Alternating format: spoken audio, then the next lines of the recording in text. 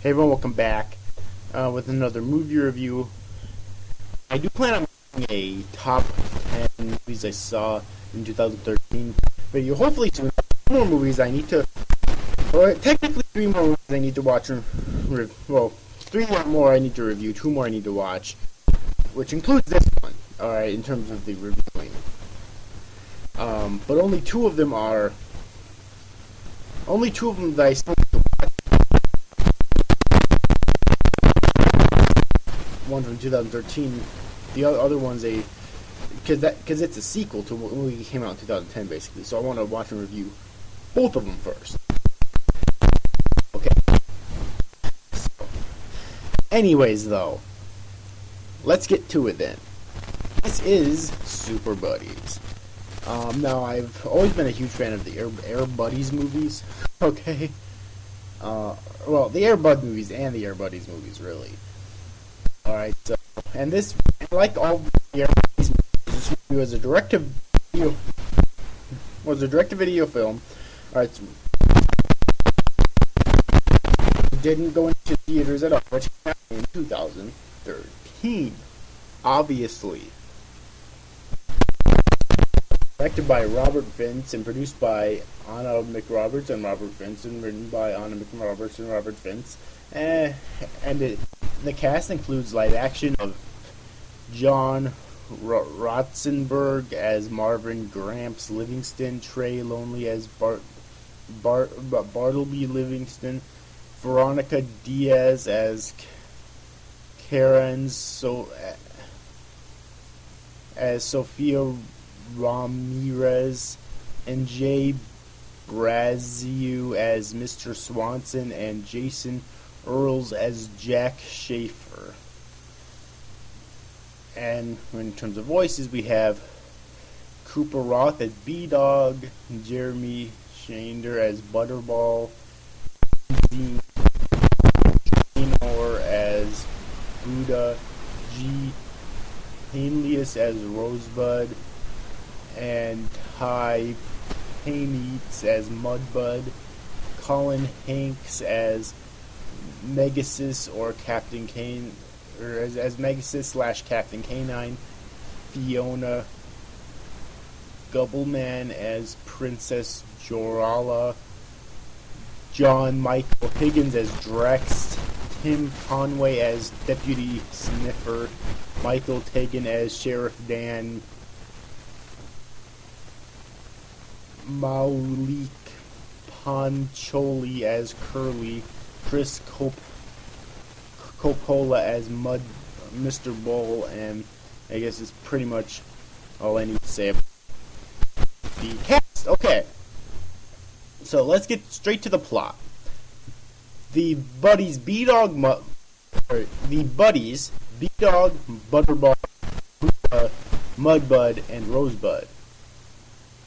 5 golden retriever puppies found 5 magical rings from the planet Inspiron. Each ring has given the buddies unique superpowers. B-Dog got super stretch, Butterball got super strength, Buddha got mind control, Rosebud got super speed, and Mudbud got invisibility. Together the buddies must use the rings responsibly with the help of Captain Canine / Captain Megasis in order to stop the power-hungry extraterrestrial warlord named Commander Drex, who wants to take the rings for his own and full dictatorship of Inspiron. The buddies learn that you don't need to have superpowers to become a superhero, and yada yada yada.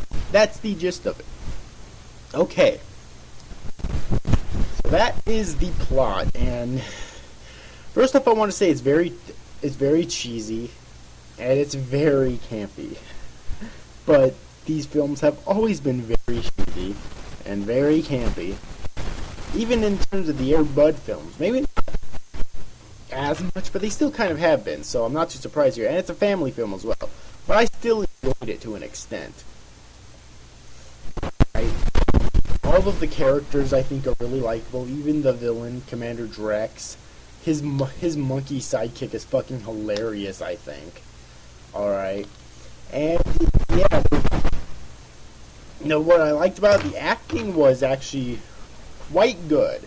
Both the live action acting as well as the voice acting was surprisingly good for these films, quite honestly, because I think, well, I've only watched one Air Buddies film so far, which was the original Air Buddies, but the acting in that film wasn't the greatest from what I remember, okay? And I watched it when I was a kid. So yeah, the acting wasn't the greatest there, but the acting here was actually, I thought, a lot better, at least from what I remember.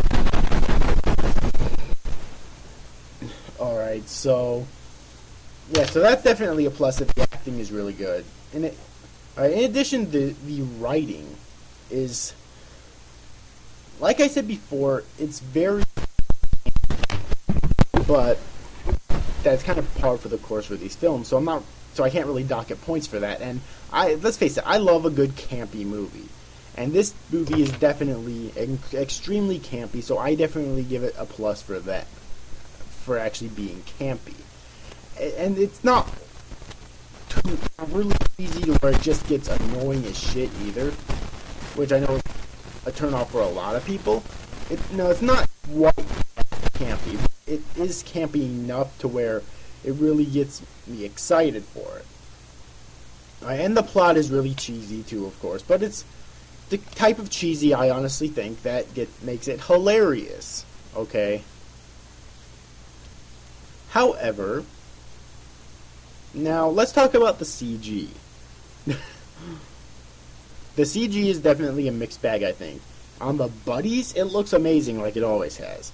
I think it would be a sin against God if the CG on the Buddies was shit. And the CG on Drex's monkey sidekick actually looked really good as well.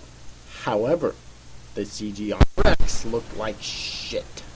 And I think it looked like I think that the CG on Drex's ship looked like shit too, which is kind of sad, really. I mean, if they're able to do great CG on the Buddies and great CG on the monkey, why couldn't they do great CG on Drex and great CG on Drex's ship as well? That doesn't really make any sense to me.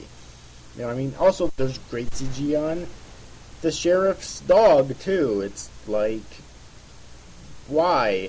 Hell, even like the coming and the superpowers, I thought looked like when the Buddies are using their superpowers, I thought that looked really good too.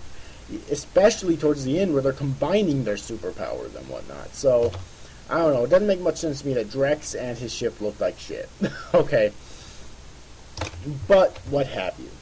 Alright, but that's really my well, the music I don't think is too memorable. It's pretty generic stock music, and it's very forgettable, I honestly think. Alright.